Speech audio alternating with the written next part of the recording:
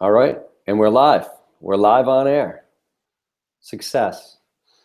So first of all, to all of those of you out there that have joined our live conversation, thank you for taking some time out of your day. I am really excited to be here with two very special guests that I'll introduce in just a moment. Couple of things. First, this is part of a series we've been doing, these live broadcast conversations, which are part of a campaign we've been running called the Next Gen CMO. My name is Jim Williams. I'm the Vice President of Marketing here at Influitive. And we put this together with a number of partners because it's just a great way to have an in-depth conversation with CMOs and people that think about the CMO role. Today, we're going to be talking about the growing marketing technology universe, right? The stack that everyone likes to talk about lately and what's in it, what that means for the CMO role today and in the future. How does that create opportunities as well as challenges for CMOs? I'd like to thank also all of you joining the broadcast that took some time ahead of time to post questions in our community. So we actually kind of put it out there in advance of every one of our broadcasts. We put out kind of a challenge to our listener base to ask some questions. What do they want to hear about? And we got a lot of very insightful questions that we'll be delving into over the course of today's conversation. So thank you for doing that. And finally, the recording of this broadcast will be made available immediately after the live event. So you can get that and share it internally or rewatch it over and over again. It's timeless. So let's get right to the guests that we have here. So I'm joined, of course, by Jascha Kaykas-Wolff, who's the CMO at Mozilla, and Kobie, who's an investor at Accel Partners. Guys, thanks for joining me today. Happy to be here. Last thing, I would be remiss if I didn't talk about all those partners that helped make this successful. So I'm just going to go through the role quickly. We'd like to thank Marketo, Hootsuite, Vidyard, Inside View, Optimizely, Lookbook HQ, Lattice Engines, Visible, and Uberflip. Thank you for helping it make it successful, driving audience here and marketing this event. So let's jump right into it. And Jascha, I'd like to start with you. Tell me a little bit more about the CMO role at Mozilla. What is it that you do there? What are your goals for the role and for the organization? Yeah, I'll give you a little bit of a background on me as well, too, because I'll set some of the context. I've been doing kind of what I've been doing in the marketing world for about the last 15 years. I've been kind of in the business world and technology in particular for the last 20. And I still consider myself to be kind of a product guy that accidentally fell into marketing about 15 years ago. And kind of with that, it shaped a lot of the path that I've taken. I spent a good deal of time at Microsoft. I was at Yahoo early on, and then into the B2B world and the analytics space, along with moving into the consumer space with BitTorrent prior to coming here at Mozilla. That kind of product background for me has had a pretty considerable influence on what I think about in marketing and the way that we set up objectives as a marketing organization. But there are some commonalities to, I think, what a lot of listeners in the marketing world probably have in their day-to-day objectives that we do at Mozilla as well. Kind of the role of marketing at Mozilla looks somewhat similar to everywhere else in a lot of regards. So we're responsible for kind of brand generally, creative services. In addition to that, we've got what we would call communications and community marketing. So you guys obviously at Influitive understand the community space really well. If you look back 15 years ago or so, bringing the open source kind of community world into technology and then being really public about it. Mozilla was one of the early leaders in that, so it's a big part of our marketing organization. Product marketing, we've got some kind of distinction in our space in that we drive a lot of the we'll call it resource content that's developed on the web about web development. So we've got a big property called MDN that's in marketing as well. And then we run customer support, which is a very critical component to us being successful in marketing as Mozilla. So in addition to all of that, and this really goes back into kind of my world coming from the product side, we're also, and this is a new function for us, developing marketing operations. So we think quite a bit about how technology has a relationship to each of those different activities to ultimately create leverage for the organization. So a lot of commonality to the way that other organizations kind of look and feel, community being a really strong emphasis for us and marketing operations being pretty new for us.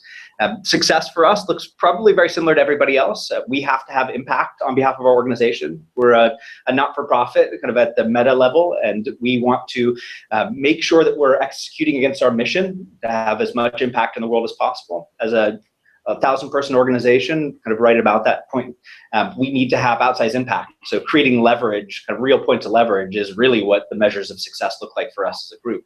So some similarity, as I imagine, to everybody. Maybe it's some differences. We probably get some nuances there, but I consider myself to be kind of a marketer's marketer, have a bit of a product kind of flavor to that. And I think we'll probably have a lot of fun with some of the things we get to do at Mozilla in marketing over the course of the next few years. That's interesting. I'm already going to go off script because you said something there that really just caught my attention, right? We focus a lot in our broadcasts and our campaigns about the customer experience. And you said you're running customer support and marketing. Is that a first for you? Have you done that before? And do you feel like customer marketing, that part of the customer experience, should be that should be in marketing, part of the purview of the CMO? So I really appreciate having the relationship of customer support and user advocacy in marketing, and it's actually not uncommon, at least for me. So 3 companies of the last several, BitTorrent most recently, prior to that, Involver, all had customer success or customer support and user advocacy inside of marketing. Like, the reality is we've got to be really smart about how we collect feedback from users. That feedback can come in the form of kind of, let's call it anonymized analytical data. It can come in kind of research and support kind of insights data, and it can come directly from our customers on the support side, how they're using and getting success with the products that we build. So if you can create a smart feedback loop with your community, obviously something that you guys care quite a bit about, I think you've got a lot better chance to be successful in marketing. Seems perfectly logical to me. Don't know that it's the most common everywhere. I would hope that it probably becomes more common over time, but that remains to be seen. Yeah, I certainly think it will. So at least more companies will be having that conversation as the customer experience, again, keeps kind of falling to the under the CMO stack, if you will. Yeah, there's some fascinating. I know that Kobie's got a bunch of companies that he works with and invests in that think about kind of how they grow their businesses a little bit differently. But I'm always curious, and that's one of the reasons I like working with Kobie. I'm always curious about how some of the patterns start to show up in startups and even some of the bigger companies that he's been behind as well, right? Like, we're always looking for what's new and what's happening in marketing that can help us find better points of leverage. So I think there's a natural area for discussion. Got it. So, I mean, that's a great transition to you, Kobie. Kobie Fuller, thank you for joining. I'm really curious about your path. I kind of look at like where I've gone in marketing, and I've never considered, obviously from marketing to VC. So yeah, logical transition. Yeah. Tell me a little bit about that.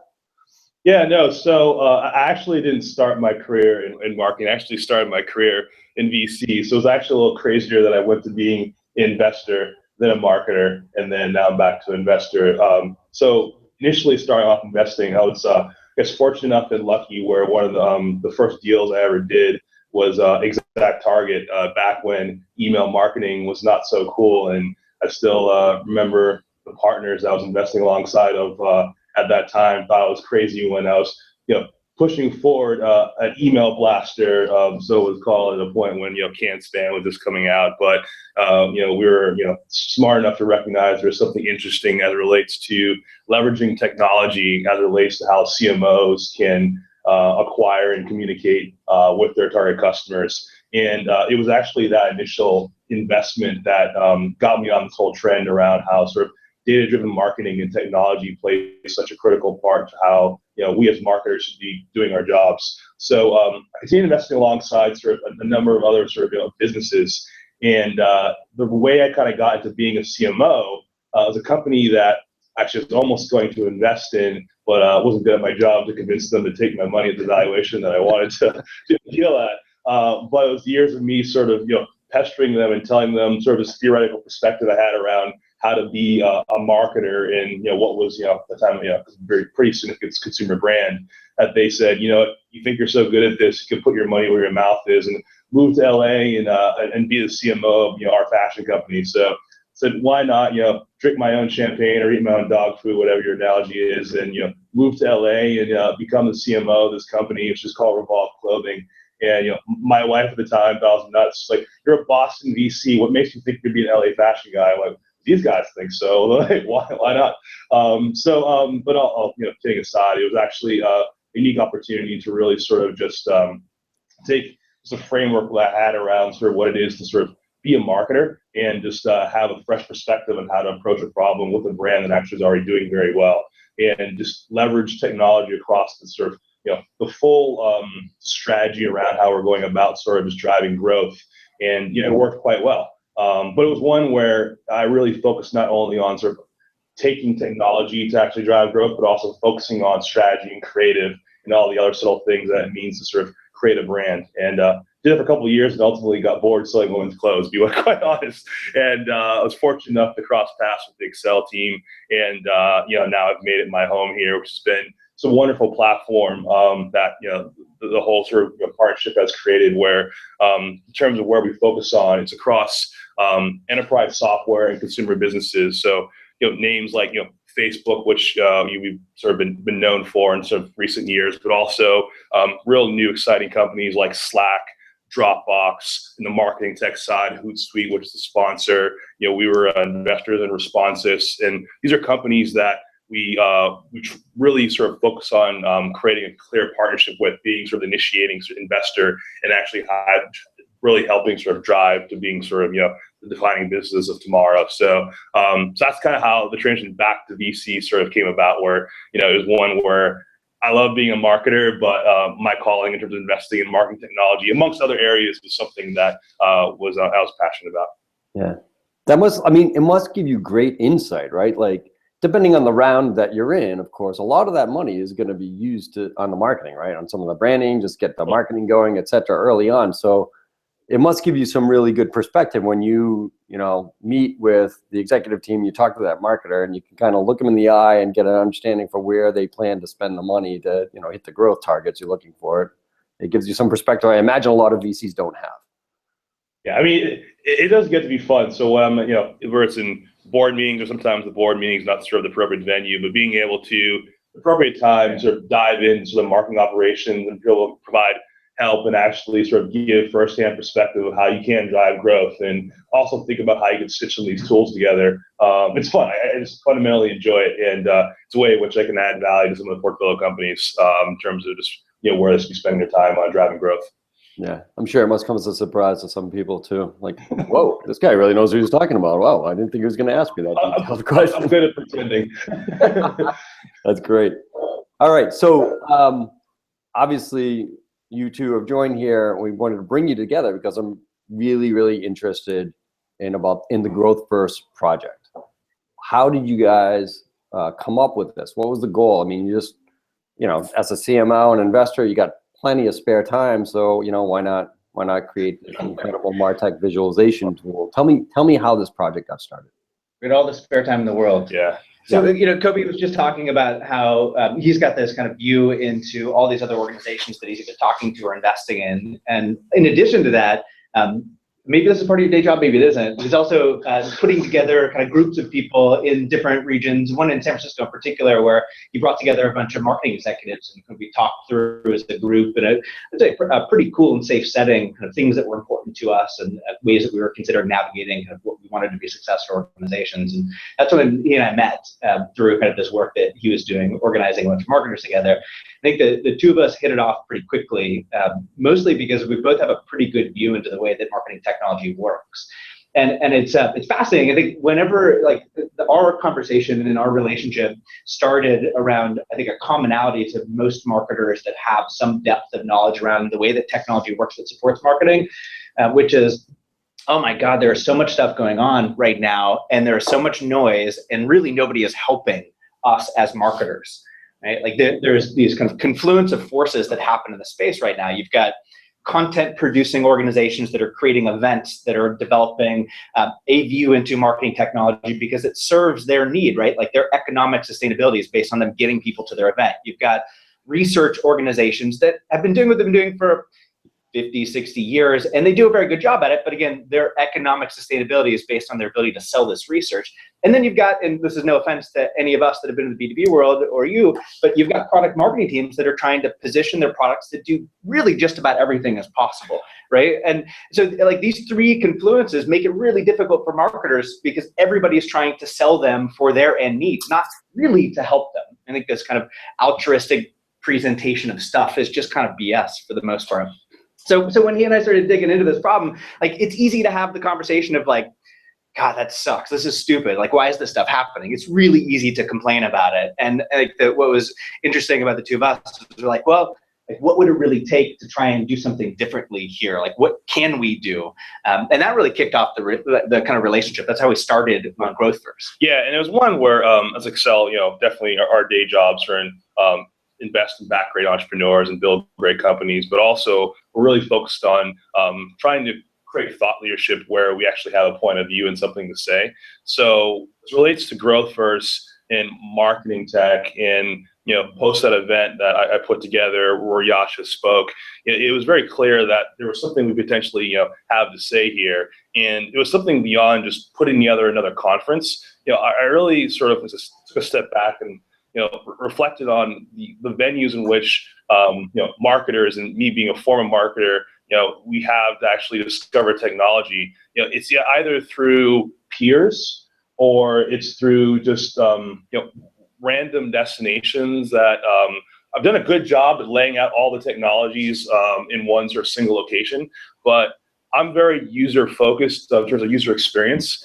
And in a world where now we're seeing thousands of companies, putting all those companies in one location to scare the market, to me, was just something that I thought there could be something better. And as I spoke with other marketers, I would always hear the same bit of feedback. And Jascha and I, we had lunch one day, and we're like, why don't we just do something about this? And it's quite simple. At least what we thought would be quite simple in terms of what we did is let's create a simple visualization, put a taxonomy against it. By no means is it perfect, but it's one where you actually come to the destination.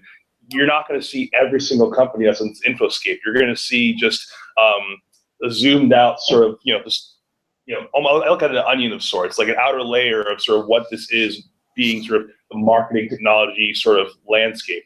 And depending on what you actually are trying to accomplish, you can easily dive into the infoscape and find the tool, or at least find the category that potentially you should be digging around, and do your own research to find a tool that potentially serves your needs, and be able to see all the metadata against that company at that same time, powered by real-time information, which is easily capable you can do right now based off of data sources out there.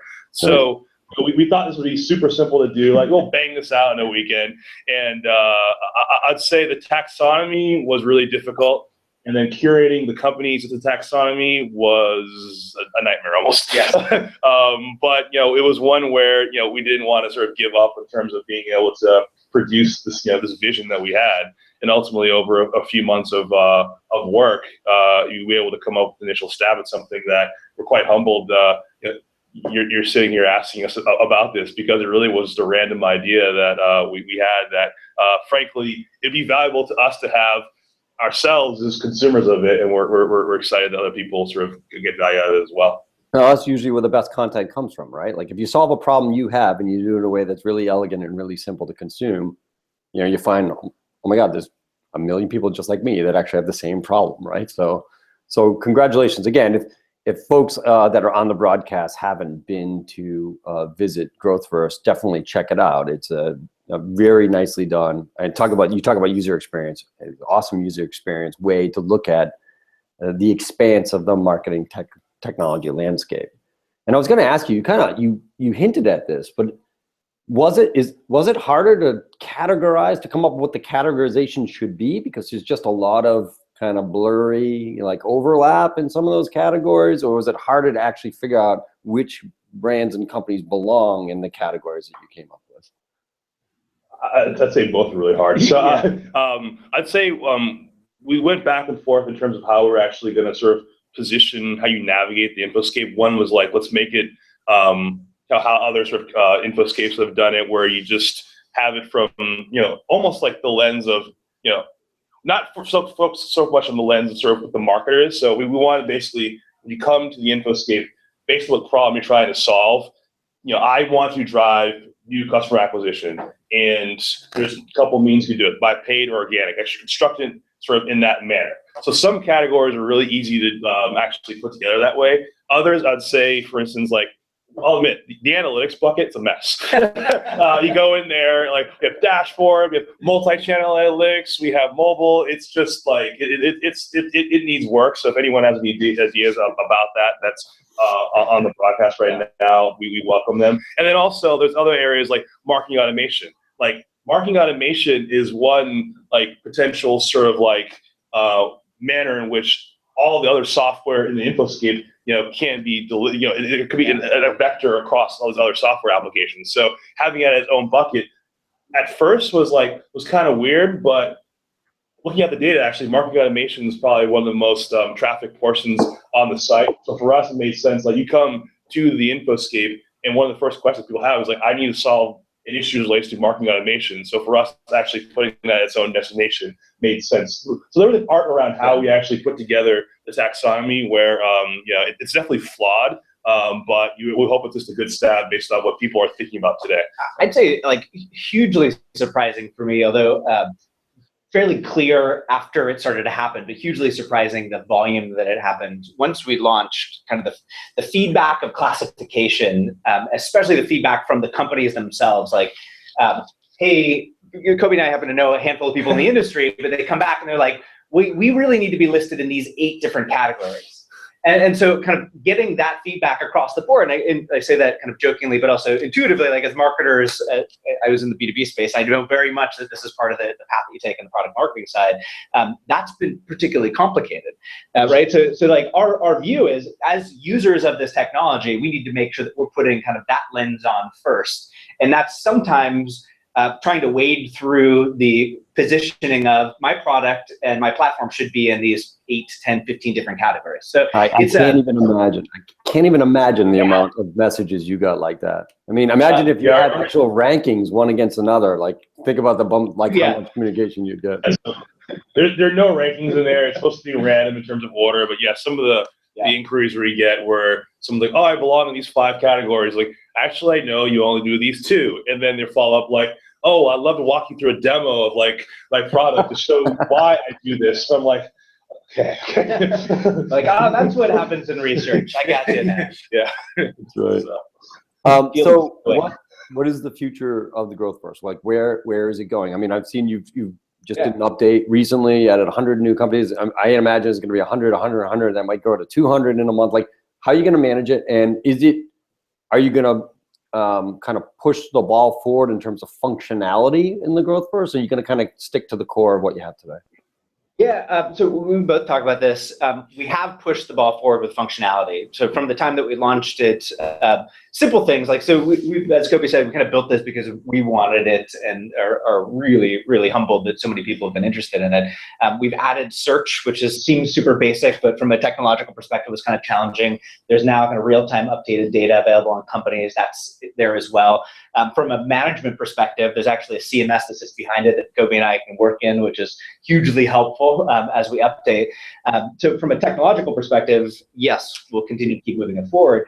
In addition to that, I'd say one of the bigger areas that he and I are thinking about now is how do we invite kind of more senior folks from the community of marketers, not from the research or consulting side, but from the marketing world to actually help us moderate. Right? So the two of us are relatively busy in our day jobs, and there are lots of other smart folks that are in the space that have a very clear view as users. So we're recruiting for or talking to a handful of folks that we'd like to bring in and kind of help add to this storyline. So maybe the next time we come back, there'll be 4 of us sitting around the table talking about the evolution of GrowthVerse. It's a great plan.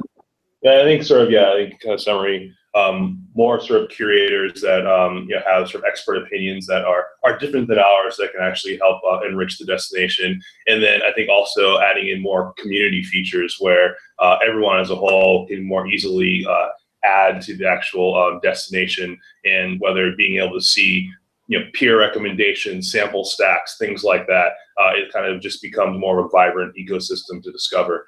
Is I think long term where it can be going, but step by step.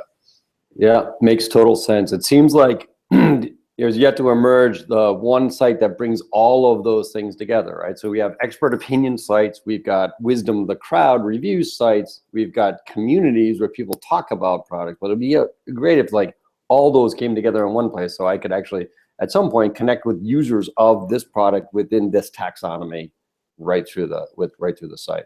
Yeah. Great. So let's move on from GrowthVerse and maybe talk a little bit about the challenge that the GrowthVerse represents for marketing executives. What at first seems really exciting because I'm like a kid in a candy store and I can go shopping at GrowthVerse and pick out all these apps and buy them with the swipe of a credit card and get them implemented pretty quickly. And if I don't like them, move off of them.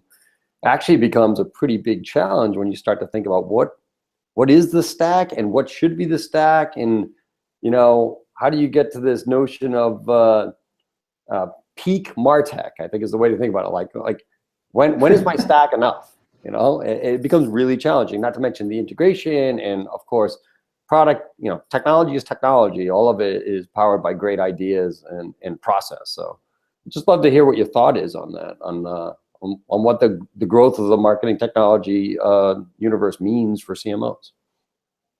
As a buyer right now, I don't see a future, let's call it the next 7 or 8 years, where we're going to hit peak martech.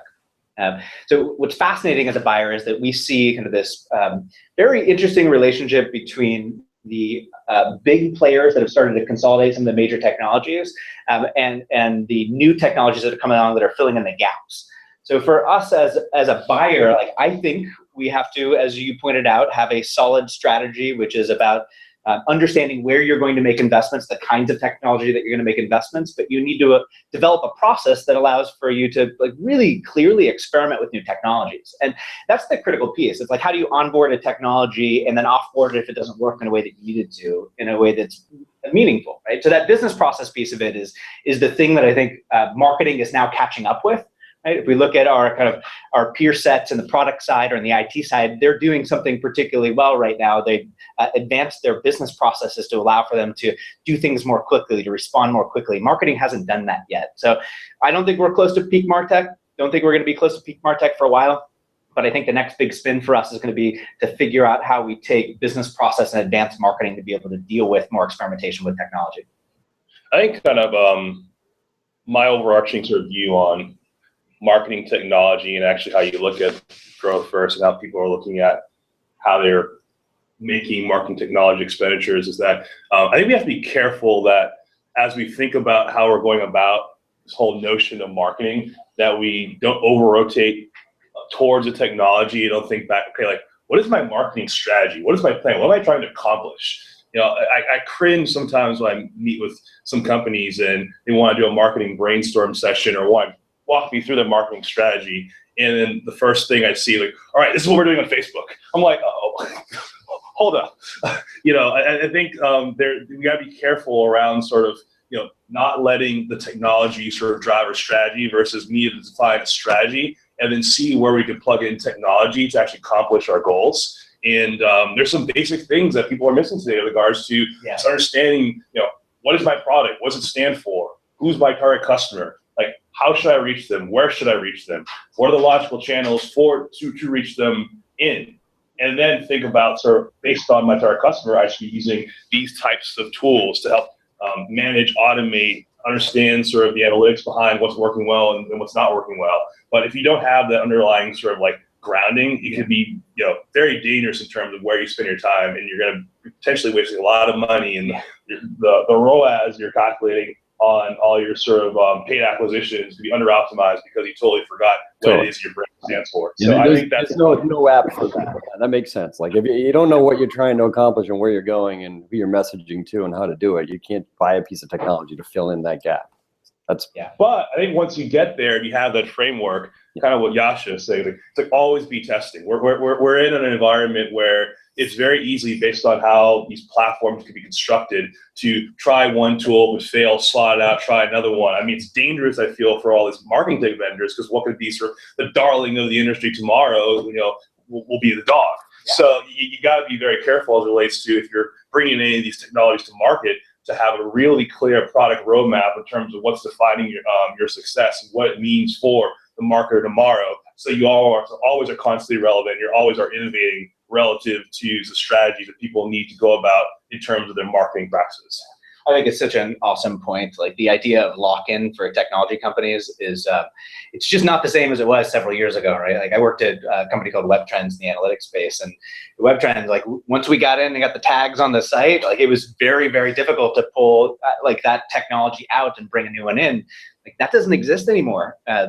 Our business processes need to catch up to be able to support the fact that this can happen, right, and to better the business. But yeah, it's an awesome point, Kobie.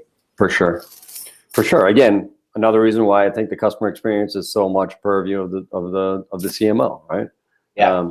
Because that experience is certainly not in the bells and whistles of a product, right? It's much more about how you're serving the needs of the person, right? Their professional goals, their personal goals, etc. Yeah. Just related, what about skill sets though, right? Like you talked about, hey, you got to know where your marketing is going, and you got to have a process for how you think about building out the stack and the way that helps you achieve your objectives. It's relatively easy to swap in and out products, but what does that mean for the actual marketers that are on your team? Like what skill sets do they have to have? How do you balance that, left brain with right brain? Like I have not been in a marketing class recently. I'm quite a bit older. Like, I don't think they're teaching people how to use these applications. And even if they did, it would be so outdated within 12 months, right? So how do you think about that?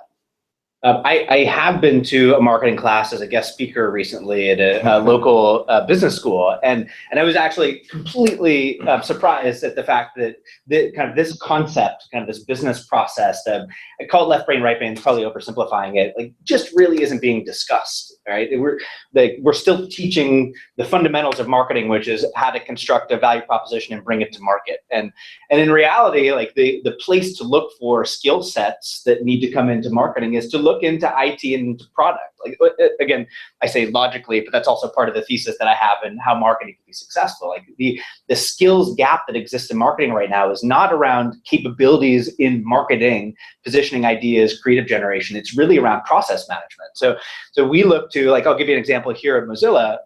I'm now 4.5 months into the organization. We've created a marketing operations function that's a kind of direct report into me as the CMO. So it kind of existed before, but it wasn't a top level function. So that exists now. We're bringing in a PMO, kind of project management function, to help across a 100+ person organization in a better run process. And then in addition to that, we're bringing in more technologists. We have developers that work in the marketing team that are in that group. In addition to that, we're bringing systems managers, like somebody that may traditionally sit in IT. We do that very closely with IT, but these are the skills gaps that exist: process management and systems management. Yeah, I'd say staffing a marketing department today is incredibly difficult based off of just the way in which marketing is evolving. It's fundamentally changing. But I still feel, though, there's still a need for the old school Crayola marketer, past, and sort of the new school quant marketer. I think the issue is, though, you can't have these two individuals living in silos. They need to actually learn from one another. So the quant marketer needs to still understand sort of the art of what it is to actually be a marketer, and the Crayola marketer needs to understand sort of the quantitative nature of what it is that they're like. They're brilliant. They go in their room behind the scenes to come up with something magical. Like, what does it actually do? How does it perform? And how that's brought together, I think it's very difficult, because probably the most difficult parts of it is from a leadership perspective. Like, how do you find someone that can embody both and manage both sides of of the team? And sometimes, like, there are unicorns out there that actually manage both sides, but being able to sort of wait and find that person is probably difficult for most organizations. So there's ways in which you can sort of, build up a two-headed beast where you have one, sometimes this creative CMO and more quant VP of marketing, or vice versa. Yeah. That sort of method in which you go about managing marketing as a whole, everyone in the organization needs to understand that there's value in both sides, what it is to be a marketer. And then what wraps all that together in one beautiful package, I think, is probably part of what Jascha is saying, is a new sort of way of going about marketing in a more agile manner. So it's something where you can't take the old school waterfall approaches that you saw in development worlds of yesteryears, where you kind of plan out these long sort of life cycles of campaigns and see what happens sort of 3 months down the road. No, it's an agile based approach to actually understanding new initiatives, how does it work, learn fast, fail fast, go on to the next one, and be programmatic as it relates to understanding the backlog that you should actually be driving against to drive growth going forward. And if you can put all that together in one beautiful package, that's when you kind of have pretty interesting sort of teams working together and working collectively as one unit, driving good performance. So Kobie hit on like all the hot buttons that I get excited about. Like it's when you think about agile processes being brought into marketing, like I think I always love hanging out with Kobie too, because he always says something that I'm like, I hadn't heard of that before. Like the Crayola marketer, I hadn't heard. I'm sure. Yeah, I hadn't heard that term either. I like it. I like it a lot. But this idea, my partner Rich coined that. So this duality is really important, right? And when you think about the processes to help an organization be more successful, like the agile concepts really start to do just what you're talking about, which is solve for let's call them the two major problems that exist inside of most marketing organizations. Like one, and this is somewhat ironic, most marketing organizations are absolutely miserable at internal communications, like just absolutely horrible. Let me shut this down here. Technical difficulties. I don't know if that popped up for you, or it's just on our side. So bad communications, absolutely horrible communications. On the second side, marketing just really isn't good at time management. So these kind of communication tools to help with better time management, better communications, allow for the Crayola marketer and the quant marketer to work together better. Right? And it's not a like do it and it's done. It's establish that communication so that they can learn kind of functionally from each other. It is the kind of evolution of marketing that's happening right now. Yeah, for sure. I mean, I decry all the time the fact that I think it's sometimes harder to find the Crayola marketers, meaning like, everyone is so A/B testing, optimization, numbers, process, data, analytics. Like at the end of the day, we need a little bit more Don Draper sometimes, I just need someone that can message. Absolutely. Yeah, absolutely. It's hard. So Kobie, when you look to invest in a company, are you kind of looking through that? Like how much are they thinking about Agile? How much are they doing this balancing between Crayola and Quant? How do they think about the marketing tech stack first by talking about marketing strategy and thinking about where technology can enable it? Like, how do you do that? I wouldn't say that's like an investment criteria I have around. I'm not going to sort of put capital in business if they don't have this master marketing strategy laid out. I think there's only probably a select few organizations that probably do it really well. But I think it's one where, as some of my portfolio companies in the Accel portfolio in general are going to market where it can be helpful on, giving them sort of the advice or perspective or feedback, is where I try to, spend some of the time. So I think it's, I think we're still early days for this being a mainstream practice around how you actually integrate Agile into the marketing organization. But when I do see it within a new potential investment opportunity, I obviously get super excited because it's still not mainstream.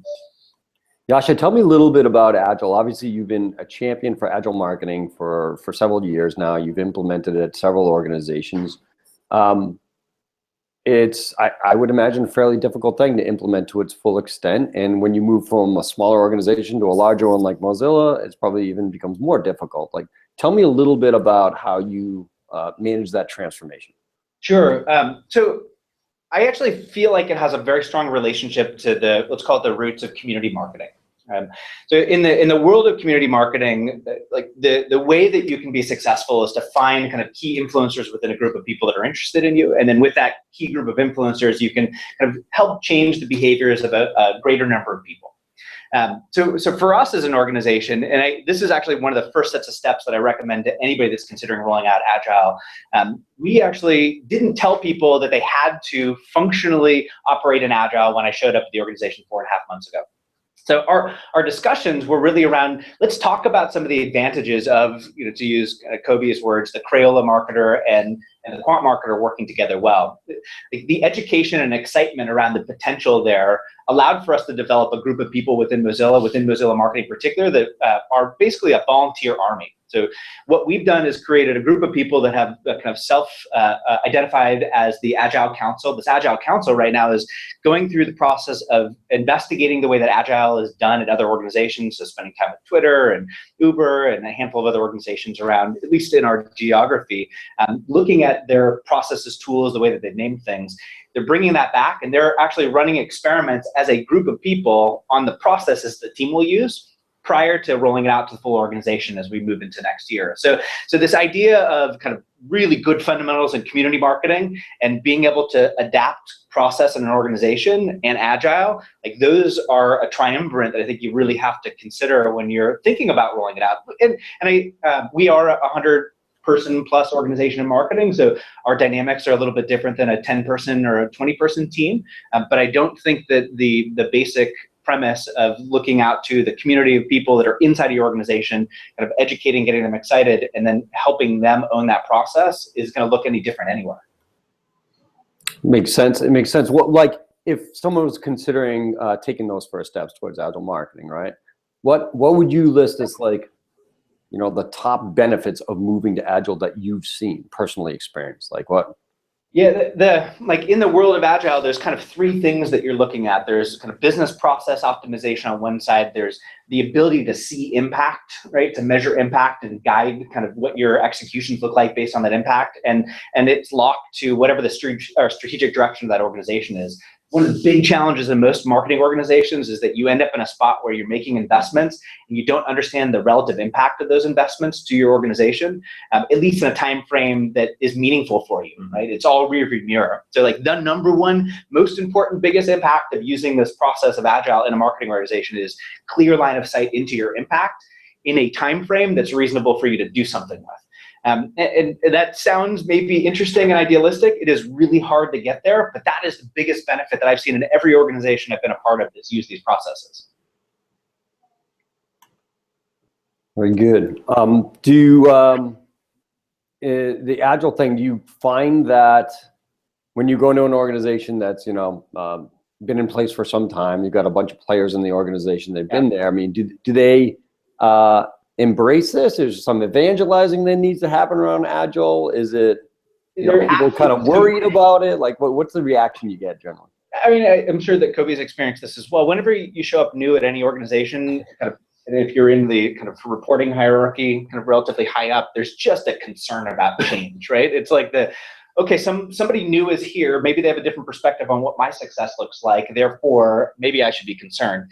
That exists, and so like the kindness and mindfulness of showing up in an organization become really, really important, right? Like I care quite a bit about how I show up. I care about the interactions that I have with the people that are on the team. So the idea that you mentioned of evangelizing process and its view into personal success and organizational success is a key responsibility for anybody that's introducing this new into an organization or anybody that's new into an organization.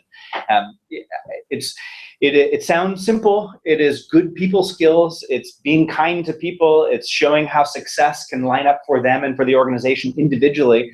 Like these are the kind of fundamentals of good communication that I think help business process change.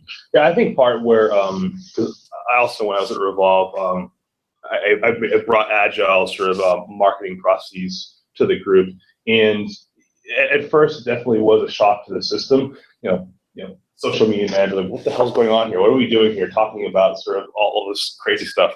But you kind of, first off, you can't make it sort of too complex and overwhelming. So I literally didn't take so many of the core tenets that Agile has in development and bring them to marketing, where we're doing burn down charts, measuring velocity, and all that. No way. But I did at least create a process by which we had, you know, a weekly meeting, and there's transparency across what everyone was doing. And, you know, people were very clear in terms of what their goals were and what the measures were. That's initially a shock to a lot of people, being in a position where they feel vulnerable because everyone knows what they're doing. So people know whether, like, I'm busy or I'm not. Am I focused on the right thing or focused on the wrong thing? But pretty quickly, people kind of get over that and realize, you know, we're operating as a team. We're in this together to try to drive forward sort of this forward growth. And in some conjunction with that, what I did also is, you know, part of this transparency, I'm also going to put forward all the key metrics and KPIs, how we're doing as an organization. You're going to know what our revenue is. You're going to know what our growth is. You're going to know where we're failing, where we're succeeding. So it's very clear, like, it's just not me banging on the paid media person like, you're sucking. Like, no. Like, this over here is falling apart. We're doing really well here. We're in this together. And here's the macro picture. And this is where, like, I'm failing as a leader to the team. And usually that kind of culture allows everyone to rally together and put in that extra bit of effort to then really just go above and beyond to actually build an incredible marketing organization. And that's usually, you have to get over, probably takes a few months for it to get to that point, if you're lucky. But when it happens, it's a magical organization you put together. And I don't know if you kind of felt similar. Like preaching to the choir, absolutely. Everything that Kobie said. I'll share kind of one potential kind of trick or tactic to try in organizations that are rolling this out. That transparency sometimes can be shocking, like what other teams are working on. Shared responsibility is unbelievably important. This is true in these processes, but it's true generally. Like a trick that I use that I like, maybe calling it a trick is wrong, are everybody that reports directly into me in our organization have the exact same goals. So their teams individually have commitments that are going to look different. So their tactical executions and the successes from them will look different. But the leadership team in marketing shares the exact same goals. So if we don't achieve them all at the end of the quarter, or the end of the half year, our entire leadership team in marketing isn't successful. And that both transparency and also the accountability attached to it, I found to be a really nice kind of pairing. That makes total sense. Do you find though that there's, across the range of folks that are reporting you directly, there's different functions that have greater leverage than others on the goal, right? Let's just take, demand generation and pipeline, right? Yeah. Like clearly you have someone that's running demand, they have a huge level. You have someone that's in content, you have someone that's in product marketing, you might have someone in community. If they all share the goal of pipeline creation or hitting a revenue objective or whatever the case may be, but it's really someone that can control that much more than others. Does that create attention, or does it not create attention? Or does it create, the community person stepping up and saying, I think I have an idea how we can help with this particular challenge we're having this month or whatever the case may be? How's that play out? So I don't find it creating a tension. Our method for dealing with what could potentially be tension is that we talk about majors and minors. So we don't think about pipeline generation the way that a B2B company would be in a B2C company. But an example would be we're looking at kind of new user acquisition, right? Very broadly, similar to pipeline.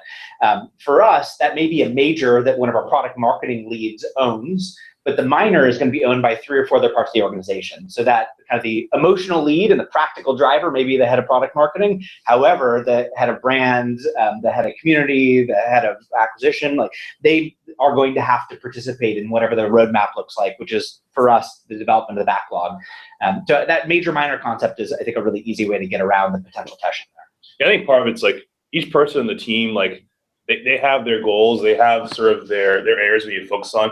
Clearly, some people on team may have sort of the ability to drive more impact than others. And I think it's pretty clear to people in the organization based on their levels and roles, they're not going to kid themselves thinking that being in this little pocket over there, they're going to be one of the main drivers in reaching sort of, their new customer acquisition number. But I think they know that, and at least they feel respect to the fact that the organization values that their contribution is one part of what we're building together as a machine to drive toward this end result. And then when we win that end result, we do that as a team and as a unit. It's not just the paid guy over there that, that hit it out of the park and everyone else is sort of, who cares about it? Like, no, we win together and we lose together. And that to me is, I think, what embodies good team dynamics. Yeah, absolutely.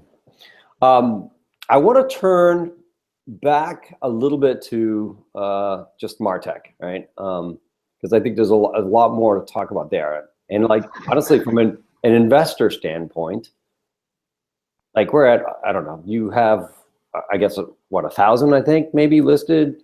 And Scott Brinker has his technology landscape. He's got 1,800 listed, whatever. It's growing by leaps and bounds. So what kind of challenges does that kind of put in place for the next martech company that's looking for a venture round, Kobie? And what advice do you give them to get on how to stand out in an increasingly crowded space? Yeah, it's very difficult. I'd say that it is a very crowded landscape, and I think it's a landscape that is dominated by a lot of features and not platforms.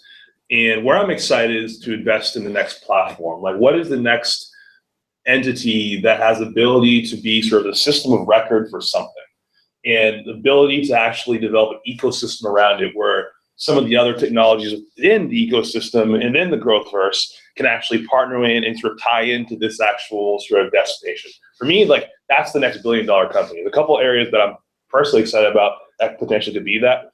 One I think is both near and dear to Jascha and my hearts is this whole area of like customer data platforms. Whoever owns sort of a 360-degree view of the customer that allows then for not only sort of analytics but action to be sort of orchestrated from this one platform. I think that's really, really exciting. And also, I think in other areas, I think one place to orchestrate data, as we're talking about agile marketing practices, one place to orchestrate people, an actual place where you can use a tool to allow there to be a lot more sort of easily sort of an ability to manage people, manage processes, manage the production of creative. To me, those are two exciting platforms. So that's an example, I think, of as the next martech platform is created, it has to be something that actually is a true platform that actually brings other technologies into sort of this ecosystem. And I don't know how. I'm completely with you that this idea of balancing between the kind of core customer data platform and how you work as an organization feels like a really important area for us moving forward. If I were an investor, and which I'm not, and I were to talk to a new organization starting in the space, one of the things I think many companies, even big companies that are somewhat established, do a very poor job of is kind of very clear positioning and messaging. Kobie and I have seen this through kind of our work on GrowthVerse. There's a lot of really poorly positioned organizations. Like, you read what they say they do, you read the customer references for them, and you have no idea what the company actually tries to solve for. And it's like, that is a fundamental skill set that you have to have in an organization. Know what you do well, be able to describe it simply and clearly. Yeah, I'd say the other thing also, so outside of the platform angle, I think any marketing vendor, to a certain respect, as we're, and I think it's obvious two marketers are buying some of this stuff. At least I cared only about a few things when I was thinking about a new technology decision. Ease of integration. So if this takes me months to implement, unless it's something super strategic on my roadmap for the year, forget about it.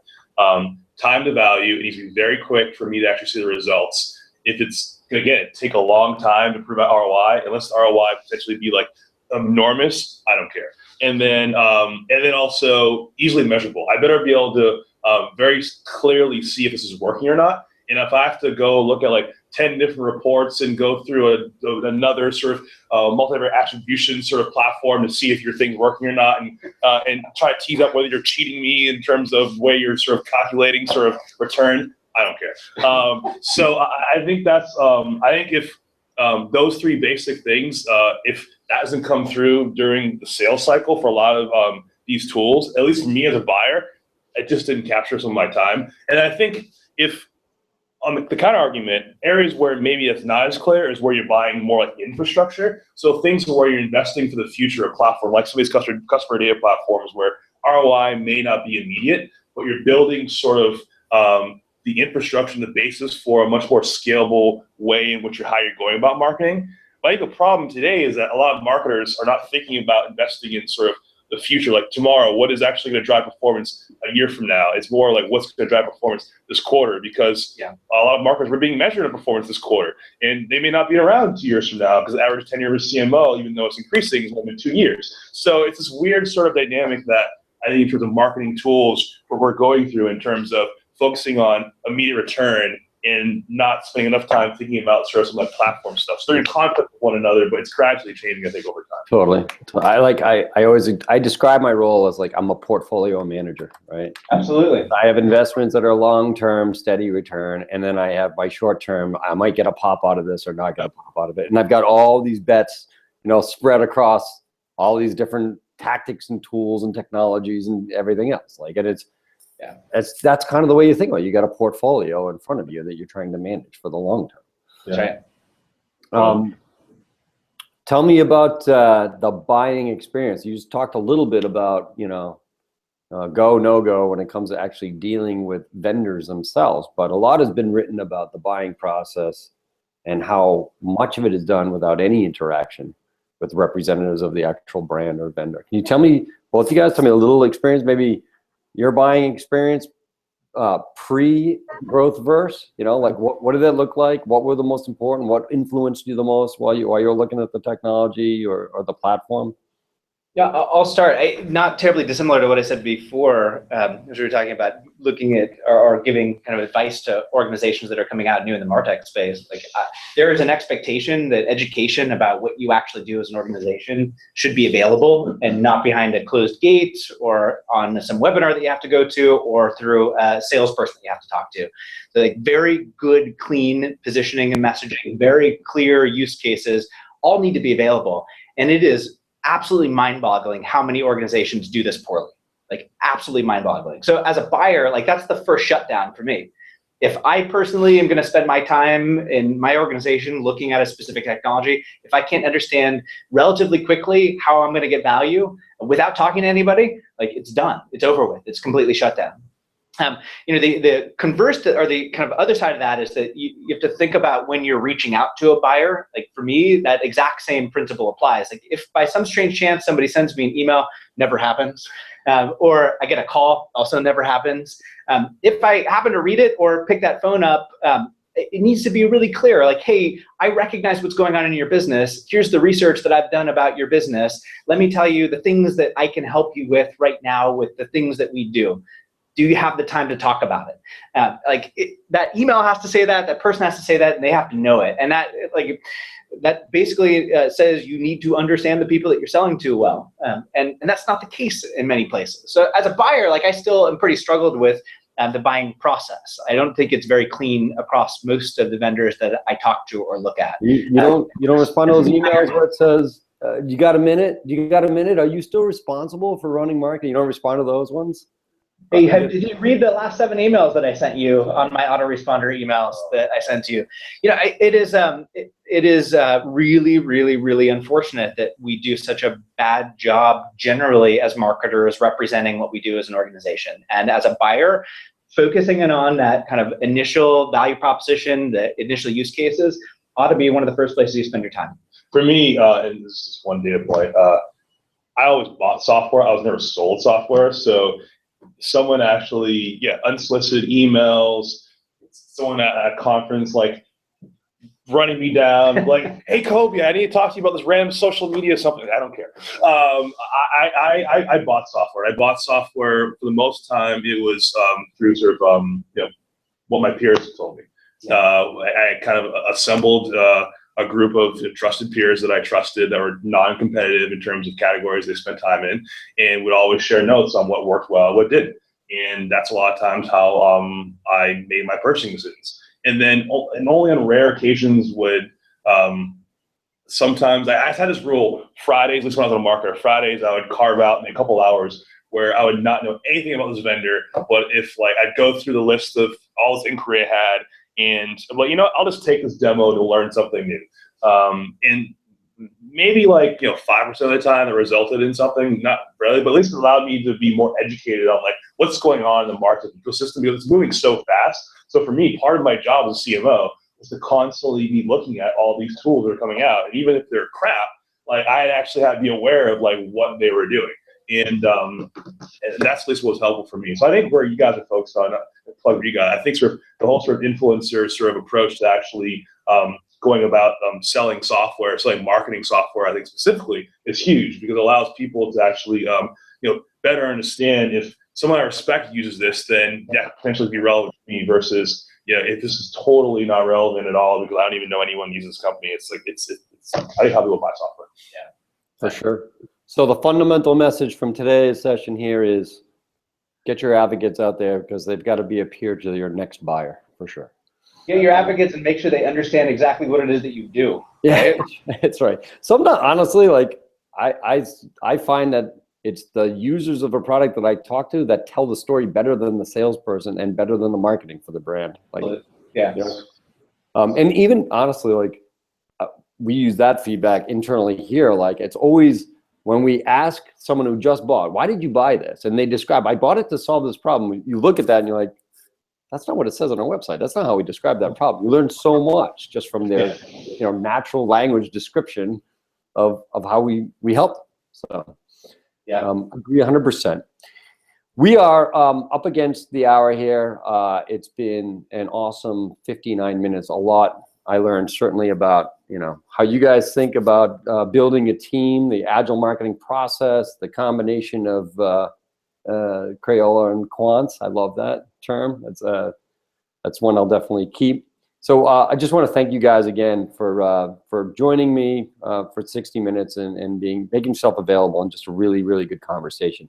Now, I realize that many people registered for this thing that aren't on today. So again, all of this has been recorded, and we're going to be making it available immediately after the event. We'll recap it and put it up on our blog and in our community so you can share it. And then finally, I just want to thank again our partners that made this possible. I'll go through the list here, but it's Marketo, Hootsuite, which is one of the Accel partners, Investments, Vidyard, Inside View, Optimizing, Lookbook HQ, Lattice, Visible, and Uberflip. Thank you very much for making this happen today. Guys, enjoy the rest of your day out there in beautiful San Francisco, and thank you again for joining today. Yeah. Thanks a lot. Happy Friday.